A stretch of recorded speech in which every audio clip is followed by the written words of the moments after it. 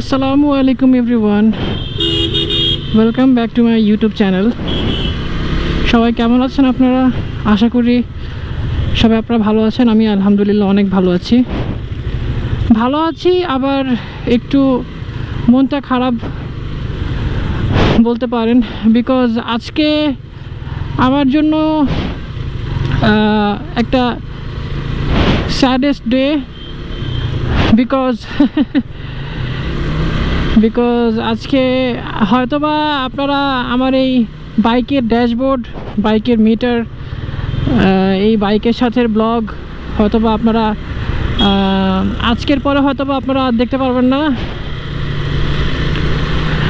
Because সবাই হয়তো বুঝতে পারছেন আমি আমার বাইকটা সেল করে দিচ্ছি।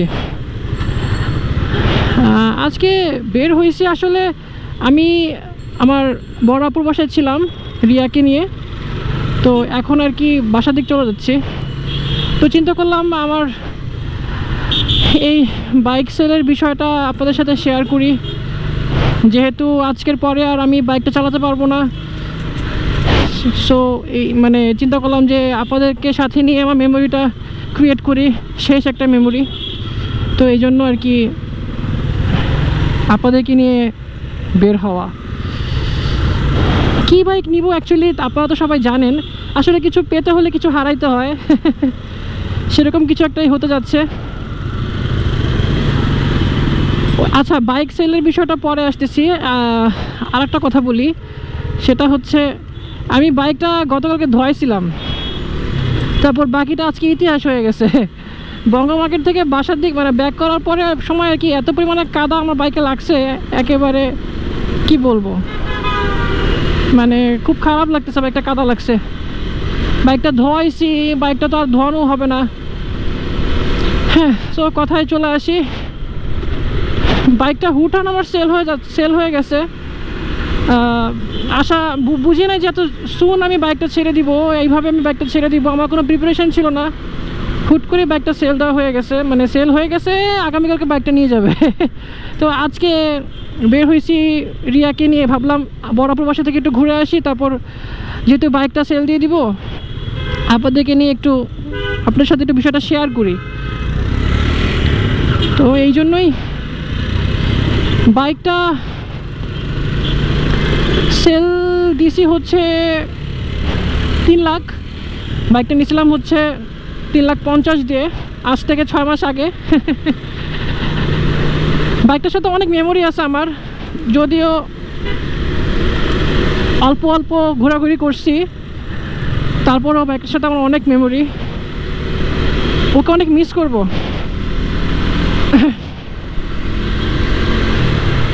বাইকটা সেল করে ইনশাল্লাহ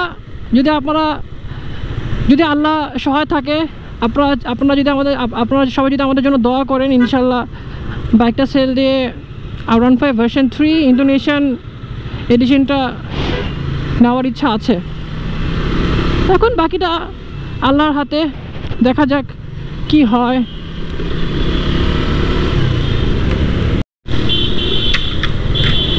ও মাই গড,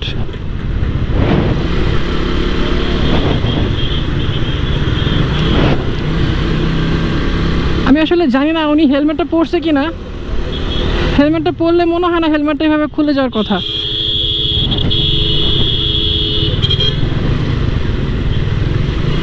সো আর কি ফার্স্টে প্ল্যান ছিল যে, ফার্স্টে না আসলে আমি একবার চিন্তা করছিলাম যে ভার্সন 3 ইন্ডিয়ান এডিশনটা নিব কি না, কিন্তু অ্যাকচুয়ালি ইন্ডিয়ানটা আমার কাছে অতটা ভালো লাগে না। ইন্ডিয়ানটা নিলে হয়তো বা অফিসিয়ালি পেতাম, কিন্তু ইন্ডিয়াটা আমার কাছে অতটা ভালো লাগে না। এটার বিল কোয়ালিটি আমার কাছে কেমন জানি লাগে, অতটা পারফেক্ট, অতটা ওয়াও কাইন্ড অফ ফিল আমার কেন জানি আসে না আর কি। সো এই জন্য ইন্ডিয়ানটা নিব না। ইন্ডিয়ানটা আমি গ্রে মার্কেটে অ্যাভেলেবেল, প্রাইসও কম, 4,25,000 থেকে 4,20,15 এর মধ্যেই পাওয়া যায়। কিন্তু ইন্দোনেশিয়ানটা আপাতত মার্কেটে নাই, গ্রে মার্কেটে নাই।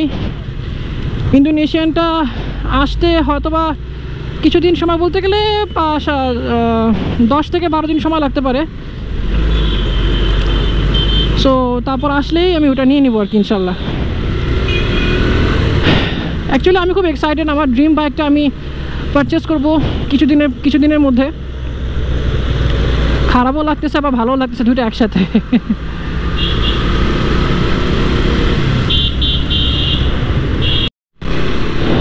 অ্যাকচুয়ালি ইচ্ছা ছিল বাইকটা নিয়ে লং ট্যুর দিব, কিন্তু হলো না।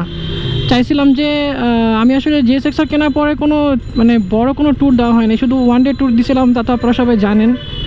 বড় সড়ো কোনো ট্যুর দেই নাই। চাইছিলাম যে রিয়াকে নিয়ে একটা বড় ট্যুর দিব, কিন্তু সেটা আর হলো না। সমস্যা নাই, আল্লাহ যা করেন ভালোর জন্য করেন। ইনশাল্লাহ নেক্সট বাইকের সাথে হয়তো মেমোরি ক্রিয়েট হবে আমাদের, ইনশাল্লাহ অতি শীঘ্রই আপনারা নেক্সট বাইকের সাথে পরিচিত হবেন। আসলে আমি যতটুকু বলবো, অনেকে GSX-R নিয়ে অনেক ধরনের কমেন্ট আপনারা করেন যে ভালো না, ব্রেকিং ভালো না, হ্যান্ড ভালো না, ত্যান ভালো না। বাট আমি অনেস্টলি বলতে গেলে GSX-R চালায় কোনো সময় এরকম ফিল হয় নাই যে একটু আনকমফোর্টেবল, কেমন দেখাচ্ছে চালাতে, কেমন লাগতেছে, এরকম কোনো সময় আমার ফিল হয় নাই। আমি কয়েকদিন আগে আমি মাওয়া রোডে 128-এর মতন আমার স্পিড ছিল, মানে ইনস্ট্যান্ট ব্রেকে আমি চাপ দিয়ে ধরছি একভাবে, আমার মানে 128 থেকে 58 আমি নিয়ে আসছি। সো আমার গাড়ি স্কিড করতে পারতো, বা আল্লাহ রহমতে স্কিড করে নাই। সো ব্রেকিং আলহামদুলিল্লাহ আমি স্যাটিসফাইড।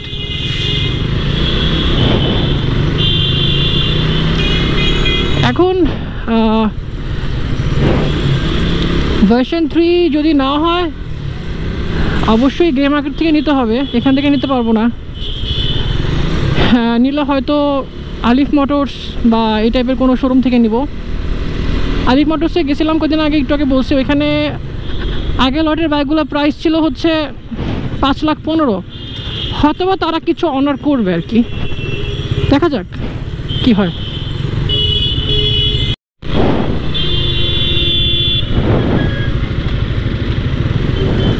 ও মাই গড, এইভাবে গাড়ির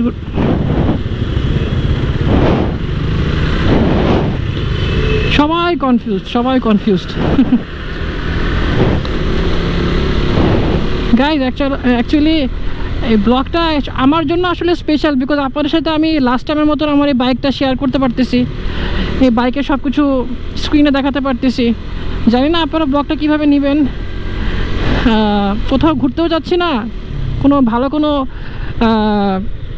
দৃশ্য হয়তো আপনাদেরকে দেখাতে পারবো না আজকে। বাসা যাব, এখন বাসার দিক চলে যাচ্ছি। বাইকটা ইনশাল্লাহ আমার মানে প্রাইস আমি খুব স্যাটিসফাইড, যে প্রাইস আমি ছাড়তে পারতেছি আলহামদুলিল্লাহ। আমার বাইকে কোনো অ্যাক্সিডেন্ট হিস্ট্রি নাই, ফুল ফ্রেশ কন্ডিশন। অ্যাকচুয়ালি লকডাউনের কারণে আমি বাইকটা তেমন বের করতে পারি নাই, নাহলে হয়তো বাইকটা আরও চলতো। মাত্র চলছে হচ্ছে 2913, ইয়েস। সো গাইজ, আপনাদের সাথে আজকে আমার এই মোমেন্টটা শেয়ার করতে পেরে খুব ভালো লাগলো। সো ব্লগটা এখন আমি এখানে শেষ করতেছি। নেক্সট ব্লগে আপনারা আমার নতুন বাইক দেখবেন ইনশাল্লাহ, নতুন বাইকের ড্যাশবোর্ড, নতুন বাইকের মিটার, নতুন বাইকের হ্যান্ডেল, সব কিছু আপনারা সব কিছু নতুন আপনারা দেখতে পারবেন ইনশাল্লাহ। সো বাইকটাকে আজকের মতো না, ফরএভারের মতো এখানে আপনারা টাটা বাই বলে দেন ইনশাল্লাহ। নতুন ব্লগে নতুন বাইকের সাথে, নতুন ব্লগে নতুন বাইক নিয়ে আপনাদের সামনে চলে আসবো। সো সেই পর্যন্ত সবাই ভালো থাকুন, সুস্থ থাকুন, আমাদের জন্য দোয়া করুন, আমাদেরকে সাপোর্ট করেন। অবশ্যই আমার চ্যানেল বিলাভড রিয়ান্তকে সাবস্ক্রাইব করুন। খুদা হাফেজ, আসসালামু আলাইকুম।